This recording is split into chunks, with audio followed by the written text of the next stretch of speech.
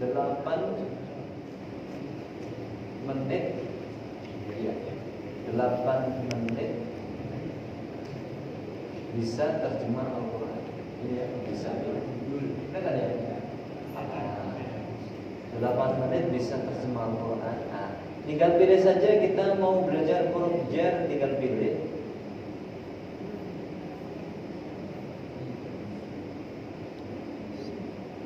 Bisa.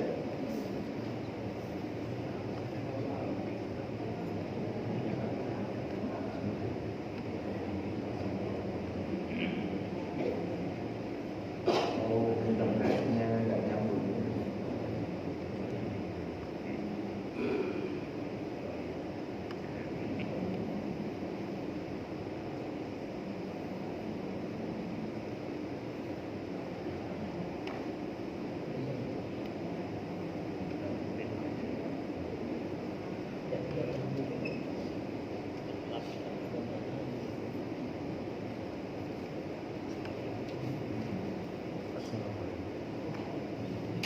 Jadi silakan bisa nanti ya untuk di 8 menit bisa terjemah Al-Quran ya, bisa ya.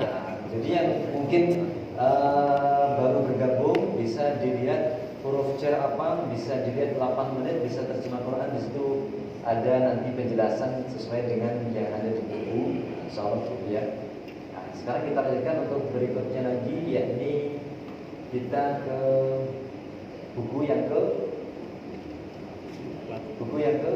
ya. Buku yang keempat. Jadi kemarin isim sudah dhamir, terakhir yaitu isim istifham. Berikutnya lagi ini tentang isim berciri. Isim berciri cirinya ada 9. 1 al, 2 mim, 3 jatuh huruf jar, 4 5 6 mengikuti wazan fa'ilun, 7 kata majmu', 8 nama apa saja, 9 berdasarkan artinya.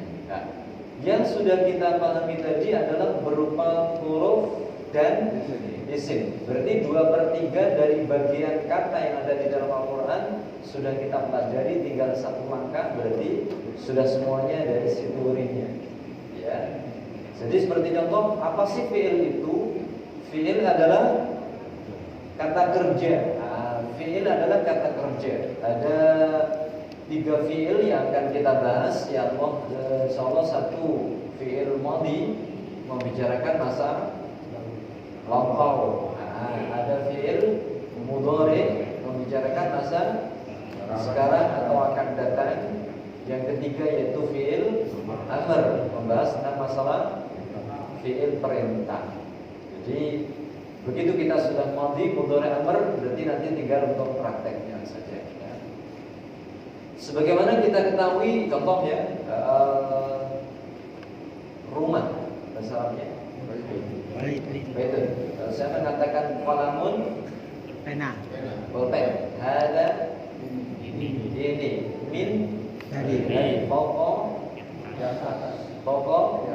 di atas, qalbun hati, ainun mata, kitabun buku. Satu kata maknanya satu kata maknanya satu. Kalau kita berbicara dengan fi'il, gitu ya, nanti setiap satu kata bisa bermakna lebih. Nah, ini makanya di sini ada perbedaan fi'il yang sering kita terjemahkan dengan kata kerja, namun ada perbedaan keduanya ya. Contoh kalau kita mengatakan kata-kata membaca, yang baca siapa? Membaca, yang baca siapa? Dia laki-laki 1. Minum, yang minum siapa? Dia laki-laki. Menulis, yang menulis siapa? Belum jelas, kita nggak tahu. majhul. Baru kalau ada kata-kata Ali membaca, yang baca siapa? Ali. Dia menulis, yang menulis siapa? Jadi kalau kita mengatakan kata kerja dalam bahasa Indonesia, membaca, yang baca siapa? Belum jelas. Kapan membacanya? Belum jelas. Itu bahasa Indonesia. Kalau di dalam bahasa Arab, Ketika ada kata-kata dia laki-laki telah membaca, cukup kita mengatakan kata-kata qara'a. Membacanya di mana? Qara'a. Telahnya di mana? Fi'il madhi. Mana telahnya? Dia laki-lakinya di mana? Dua tersembunyi. Inilah yang kadang-kadang kita ketika menerjemahkan di Quran terjemah, semuanya pernah ya baca Quran terjemah Ya. kadang satu kata diterjemahkan lebih dari 3 kata. Jadi seperti kata-kata qara'a saja artinya dia laki-laki telah membaca. Dianya mana, laki-lakinya mana, telahnya mana, membacanya mana. Inilah yang akan kita bahas. Bab namanya fi'il fi'il madhi. Bersaksi. Yang bersaksi siapa? Belum tahu. Kapan bersaksinya? Belum tahu. Belum tahu. Begitu ada kata-kata saya sedang bersaksi, cukup kita mengatakan asyhadu. Sayanya mana? Sedangnya mana? Bersaksinya mana? Ini mari kita bahas. Inilah bedanya antara fi'il di dalam bahasa Indonesia dengan fi'il yang ada di dalam bahasa Al-Quran. Makanya Quran itu kita baca sangat simpel sekali, ternyata terjemahannya bisa berbaris-baris, betul ya? Ya. Kan begitu. Cuma 2 baris di dalam lafaz Al-Qurannya, tetapi terjemahannya berbaris-baris. Keistimewaannya di mana? Ini yang akan kita bahas untuk pembahasan masalah disebut namanya apa? Fi'il. Jadi fi'il yang kita bahas yakni fi'il madhi. Sekarang kita baca bahwa setiap fi'il itu pasti sudah ada pelakunya. Membaca, pelakunya siapa? Membaca, pelakunya siapa? Belum diketahui. Gak ada pelakunya karena bahasa Indonesia. Betul ya? Kalau fa'ala berarti sudah ada pelakunya. Siapa pelakunya?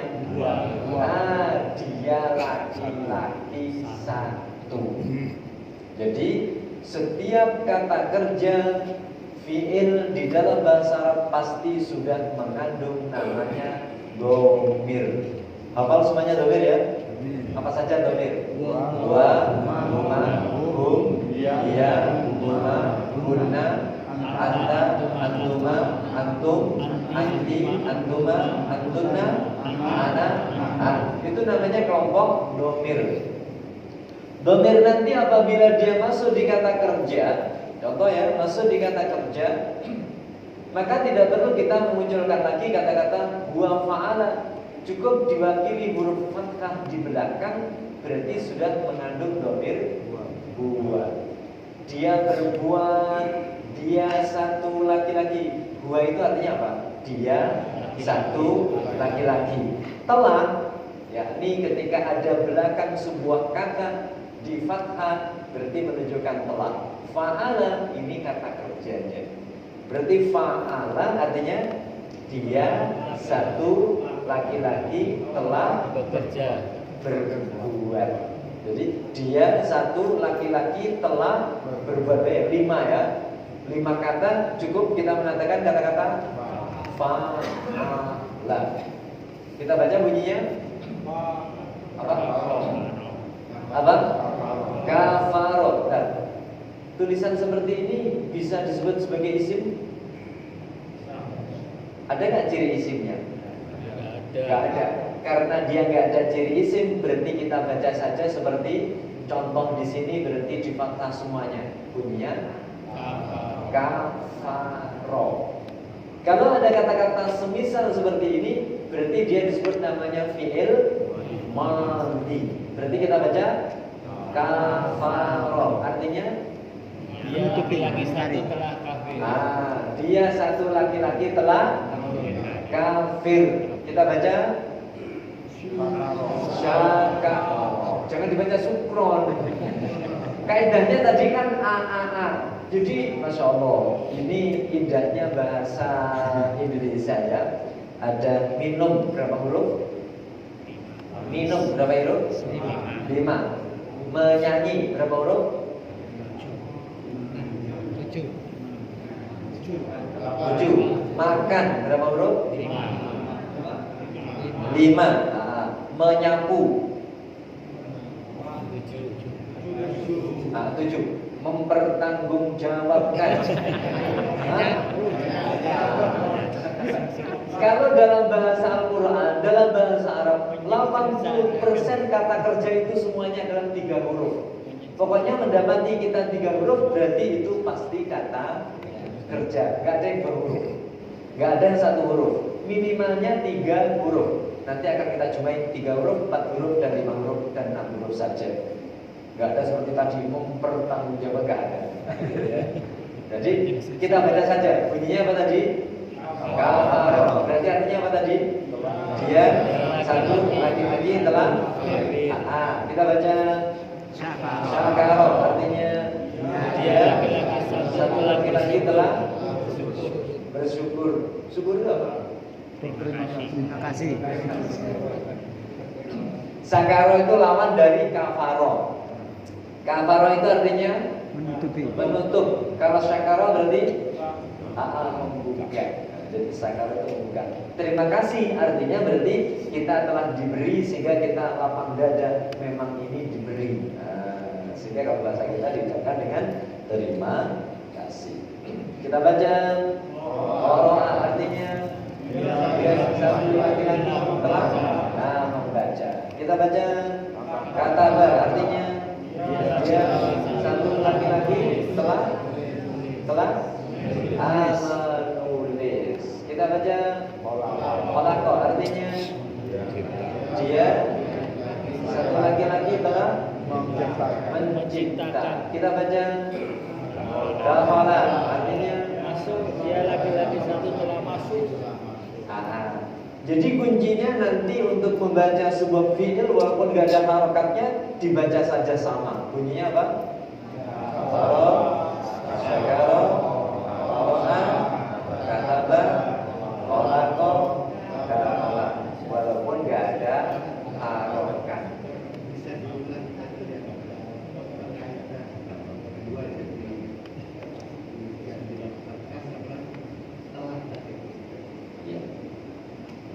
Jadi setiap kata kerja pasti sudah ada domirnya.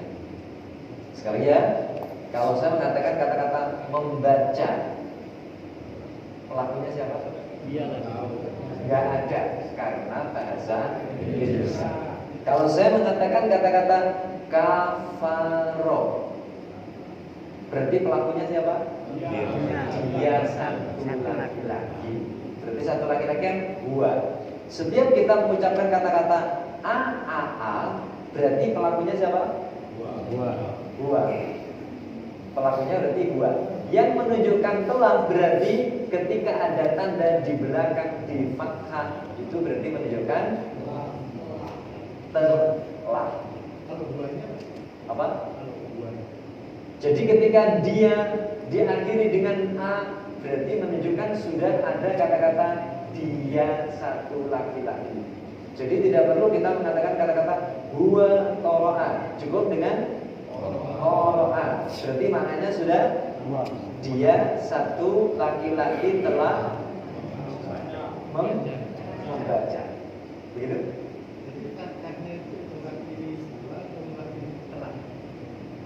Maknanya telah dan menunjukkan dia. Ketika belakangnya a. Saya ulang lagi ya.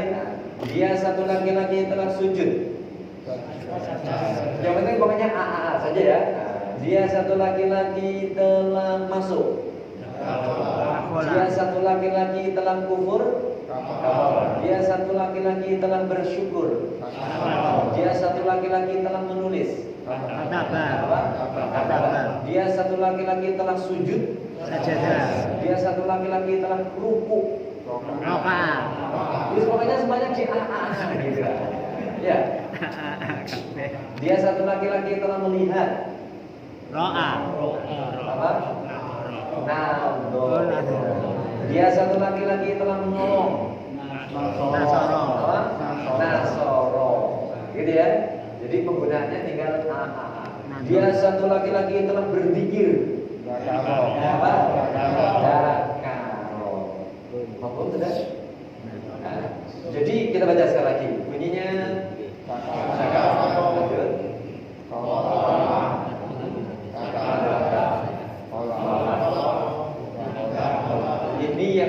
kita munculkan perasaan kita.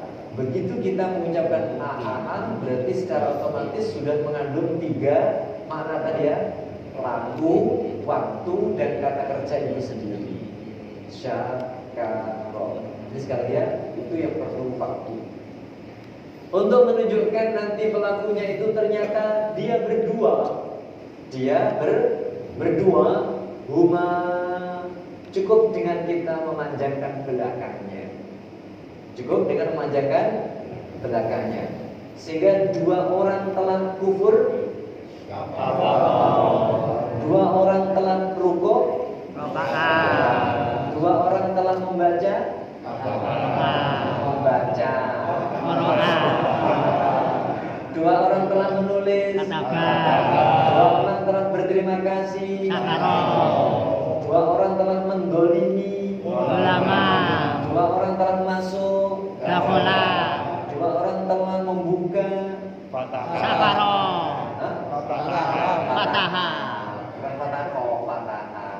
Dua orang telah menolong. Jadi ketika kita membaca di Iqra 1 atau Iqra 2, kadang-kadang ada kan ketika kita mengajar kata kalau pendek harus pendek, kalau panjang harus dibaca. Maknanya seperti ini. Jadi kalau pendek maknanya 1 orang, 1, kalau panjang maknanya 2 orang. Jadi 2 orang. Ini ya. Kalau nanti lebih panjang lagi, berarti maknanya menjadi banyak. Kalau maknanya lebih panjang lagi, berarti maknanya banyak. Contoh, mereka semuanya kafir. Kafaru. Kalau saya tambahin kafaru, selesai. Wawu dan alif. Wawu dan alif. Mereka semuanya berbuat dolim. Dolimu. Semuanya. Mereka semuanya berbuat dolim. Mereka semuanya menolong. Mereka semuanya sujud. Maka mereka semuanya sujud kecuali iblis. Ya kan? Sesungguhnya yang mereka semuanya telah kafir. Sesungguhnya orang-orang yang mereka telah kafir. Itu yang harus kita rasakan. Kalau yang cuma alladzina, kalau kafaru mereka telah kafir. 3 kan? Mereka telah kafir. Jadi untuk penggunaan ada penambahan u berarti menunjukkan domirnya siapa? Banyak. Domirnya banyak. Mereka bersujud. Mereka masuk. Mereka pergi.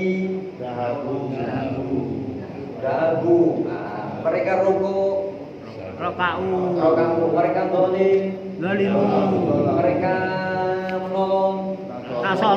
Mereka kafir. Gampang ya? Relatif. Jadi begitu aja penggunaannya. Kalau untuk menunjukkan pelakunya itu perempuan, berarti domirnya apa perempuan? Iya. Kalau perempuan kan iya kan?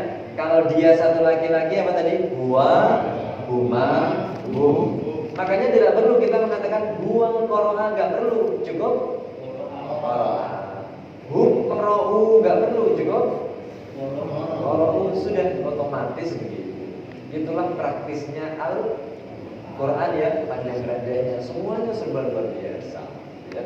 Kalau untuk menunjukkan perempuan dia, maka cukup diakhiri dengan huruf ta yang mati di belakangnya. Perempuan telah kafir. Fatimah telah berterima kasih. Aisyah membaca. Fatimah menulis. Perempuan telah mencipta. Perempuan telah masuk. Begitu penggunaan. Ahmad membaca. Qoro'a Ahmad atau Ahmad Qoro'a. Fatimah membaca. Qoro'a Fatimah. Kalau dalam bahasa Indonesia kan gak ada masalah. Fatimah membaca, Ali membaca, mereka membaca, siapapun tetap membaca. Itu dalam bahasa Indonesia. Kalau dalam bahasa Arab dia satu laki-laki membaca, berdua membaca, banyak orang membaca, Fatimah membaca,